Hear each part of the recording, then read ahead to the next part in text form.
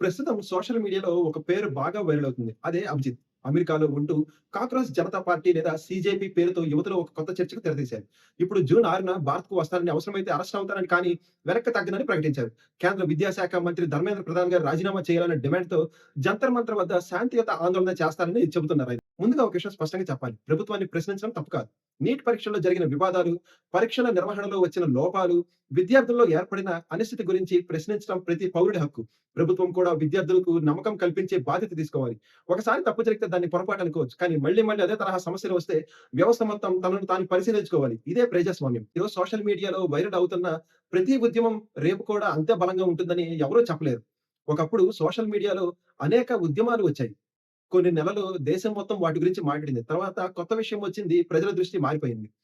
ఇప్పుడు సీజేపీ కొత్తగా ఉంది. అందుకే యువత ఆకర్షితులవుతుంది. సోషల్ మీడియా ఆల్గోరిథం కూడా కొత్త విషయాలను ముందుకు తీసుకొస్తాయి. కానీ రేపు మరో కొత్త అంశం వస్తే, మరో వైరల్ ఉద్యమం వస్తే, అప్పుడు ఇదే జనసందోహం అక్కడికి వెళ్లి కూడా అవకాశం ఉంటుంది. అందుకే వైరల్ అవ్వడం ఒకటే కాదు, వ్యవస్థను మార్చడం మరొకటి. ఇక్కడ ఒక ఉదాహరణ చెప్పాలి. ఎప్పుడో తమిళనాడులోని మదురై నుంచి ఒక విద్యార్థి అమెరికా వెళ్లారు. ప్రపంచంలోనే అతిపెద్ద టెక్ కంపెనీలో ఒకటైన గూగుల్‌కు సీఈఓ అయ్యారు. ఆయన పేరే సుందర్ పిచై. అవకాశం వస్తే ప్రతి యువకుడు సుందర్ పిచైలా కలలు కన్నారు. ఇటీవల క్రికెట్ ప్రపంచాన్ని ఆశ్చర్యపరిచిన వైభవ్ సూర్యవంశీ జన్ ఆల్ఫాకు చెందినవాడు. అంతర్జాతీయ ఆటగాళ్లనే ఒత్తిడికి గురిచేసే స్థాయిలో తన ప్రతిభ చూపించాడు. అంటే కొత్త తరం సామర్థ్యం ఎంత ఉందో అర్థం చేసుకోవచ్చు. కానీ అదే తరం మొత్తం కేవలం ఆగ్రహంతో, తిరుగుబాటు భావనతో మాత్రమే ముందుకు వెళ్తే దేశానికి లాభం ఎంత?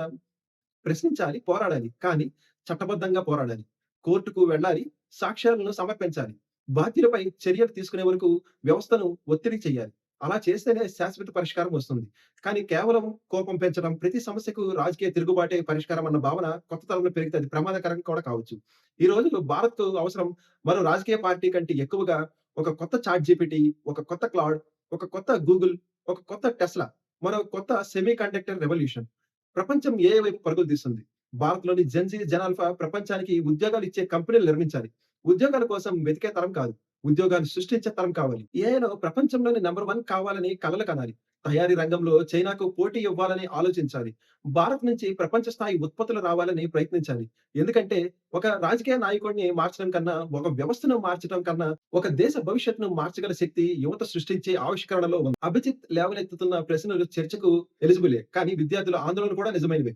ప్రభుత్వం సమాధానం చెప్పాల్సిందే. కానీ అదే సమయంలో యువత కూడా ఒక విషయం గుర్తుంచుకోవాలి. ప్రతి వైరల్ ఉద్యమం విప్లవం కాదు.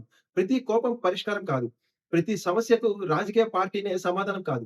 దేశ భవిష్యత్తు సోషల్ మీడియా ట్రెండ్‌తో కాదు, సృష్టించే టెక్నాలజీతో, నిర్మించే పరిశ్రమలతో, తీసుకువచ్చే ఆవిష్కరణలతో నిర్ణయించబడుతుంది. నీటి వివాదంపై యువత చేస్తున్న ఉద్యమాలు సరైన దిశలో ఉన్నాయా? లేక ఆగ్రహాన్ని అభివృద్ధి వైపు మళ్లించాల్సిన అవసరం ఉందా?